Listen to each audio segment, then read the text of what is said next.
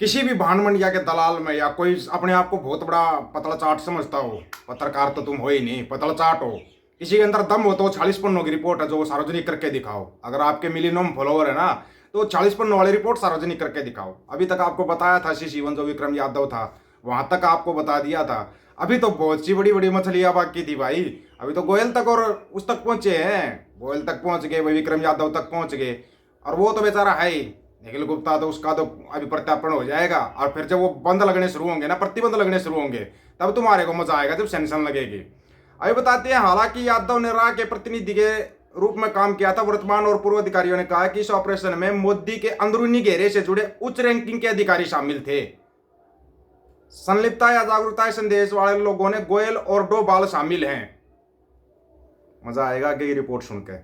उस समय राह प्रमुख के रूप में गोयल थे। पूर्व भारतीय सुरक्षा अधिकारी ने कहा, विदेशों में सिख चरमपंथियों द्वारा उत्पन्न कथित खतरे को बेअसर करने के लिए दबाव में गोयल डोभाल को रिपोर्ट करते थे और उनके कट्टर राष्ट्रीय सुरक्षा सलाहकार दशकों पुराने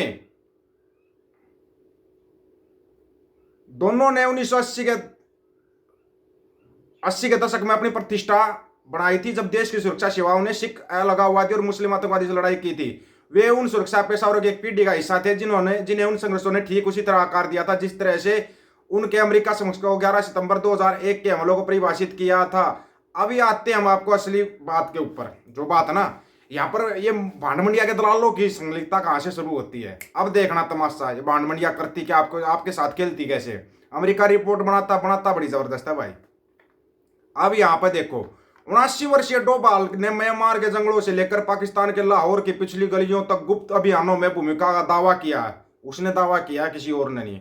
ऐसी कहानियां जिन्होंने प्रेस से उन्हें भारत के जेम्स बॉन्ड के रूप में लगातार चित्रित करने में योगदान दिया, कुछ नहीं था। जेम्स बॉन्ड कुछ नहीं था। यहाँ तो एक अपराधी को भी जेम्स बॉन्ड बना देते हैं ये लोग। उन्होंने आपराधिक अंडरवर्ल्ड से जुड़ने की इच्छा भी प्रदर्शित की थी डोभाल ने। और इसके लड़के की फैक्ट्री है वहां पे पाकिस्तान के अंदर, ये आपको पता होना चाहिए। कैसे है पाकिस्तान के अंदर इनकी फैक्ट्री, अगर ये इतना वो कर रहे हैं तो। 2005 में भारत की घरेलू खुफिया सेवा के प्रमुख के रूप में सेवानिवृत्त होने के बाद एक प्रतिष्ठित गैंगस्टर से मुलाकात के दौरान उन्हें मुंबई पुलिस ने अनजाने में हिरासत में लिया था। बाद में वरिष्ठ भारतीय अधिकारियों द्वारा पुष्टि की गई मीडिया रिपोर्टों के अनुसार डोभाल एक अपराध श्रृंखला को दूसरे की हत्या के लिए नियुक्त करना चाह रहे थे। जो कि अभी जो खेल हो रहा है ना, वो एक तुम्हारा गोबरारिया परिया क्या वो भी बोलता है ना, रुक जा बेटा अभी तो देखता जा, रिपोर्ट आनी शुरू हुई है, तेरा और नंबर आ जाए तो मजा आ जाए।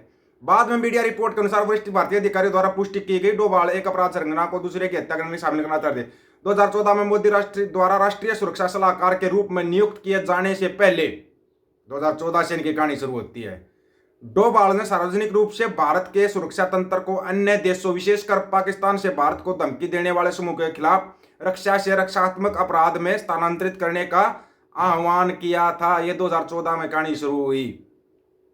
राम में वरिष्ठ रैंकों ने डोभाल की प्रवृत्ति को साझा किया। संयुक्त राज्य अमेरिका में स्थित एक भारतीय मानवाधिकार समूह इंसाफ द्वारा बनाए गए डेटाबेस के अनुसार 1990 के दशक की शुरुआत में गोयल की कमान के तहत पुलिस बल कथित न्यायतर हत्याओं, जबरन गायब होने या यातना के 120 से अधिक मामलों से जुड़े थे। गोयल क्रूर कार्रवाई के से इतने करीब थे, जुड़े थे कि वह हत्या का निशाना बन गए थे। उनके सहयोगियों के अनुसार कहा कि उन्होंने बुलेट प्रूफ वाहन में यात्रा की थी, बुलेट प्रूफ गाड़ी लेकर घूमता था। इतना कुछ करने के बाद दोनों व्यक्तियों जानने वाले पूर्व भारतीय अधिकारी ने कहा कि गोयल अपने वरिष्ठ और संरक्षक की मंजूरी के बिना उत्तरी अमेरिका में हत्या की साजिशों को आगे नहीं बढ़ाएंगे।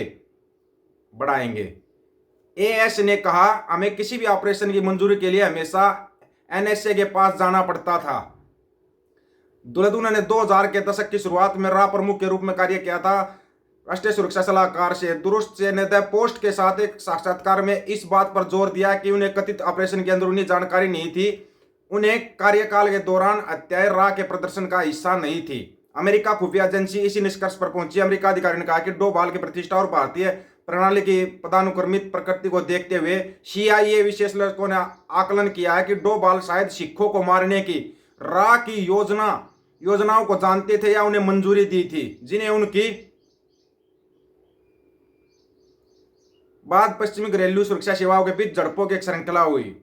ऑस्ट्रेलिया में अधिकारियों द्वारा ऑस्ट्रेलिया खुफिया सेवा के प्रमुख माइक बर्गेस को जासूसों का घोंसला बताने के बाद 2020 में 2 राह अधिकारियों को निष्कासित कर दिया गया था। बर्गेस ने 2021 के एक भाषण में कहा कि विदेशी अधिकारियों को अपने देश के प्रवासी समुदाय की निगरानी करते हुए स्थानीय पुलिस विभागों में घुसने और ऑस्ट्रेलिया हवाई अड्डे पर संवेदनशीलता सुरक्षा प्रणालियों के बारे में जानकारी चुराने की कोशिश करते हुए पकड़ा गया था, जिन्होंने सेवा के नाम पर नहीं,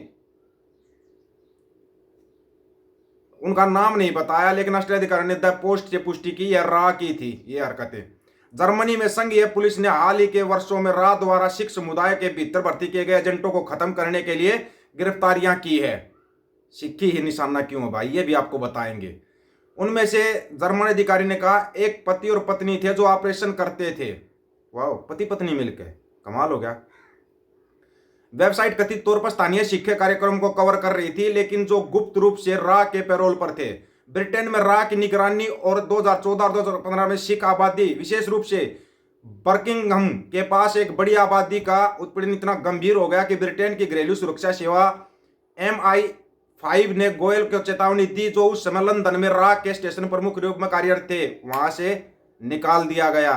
वर्तमान और पूर्व ब्रिटिश अधिकारियों के अनुसार जब सामना किया गया तो गोयल ने अपने समकक्षों का उपहास उड़ाया और उन पर सिख कार्यकर्ताओं को धोखा देने का आरोप लगाया। उन्होंने कहा कि उन्हें आतंकवादी माना जाना चाहिए, सिखों को आतंकवादी माना जाना चाहिए विदेशों के अंदर। कमाल हो गया।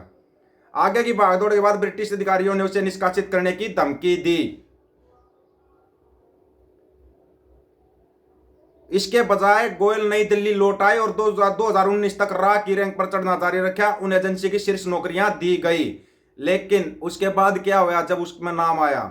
ब्रिटेन में 2 आक्रामक रिकॉर्ड के इस संदेह को हवा दी कि एजेंसी सिख कार्यकर्ता अवतार सिंह खांडा की मौत में शामिल थी, जिनकी पिछले साल कनाडा में निज्जर की हत्या से 3 दिन पहले बर्मिंघम में मृत्यु हो गई थी।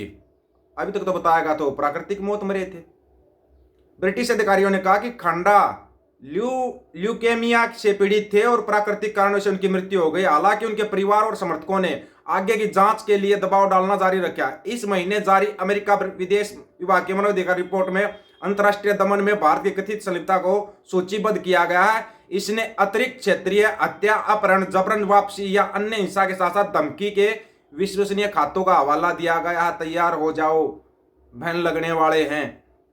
मोदी के कार्यकाल के दौरान पश्चिमी देशों में रा के अभियानों का मुख्य उद्देश्य सिख धर्म के अनुयायी थे, विशेष रूप से एक अल्पसंख्यक गुट जो आ गया नाम खालिस्तान नामक एक अलग राज्य बनाने के बड़े पैमाने पर निष्क्रिय उद्देश्य को पुनर्जीवित करना चाहता था।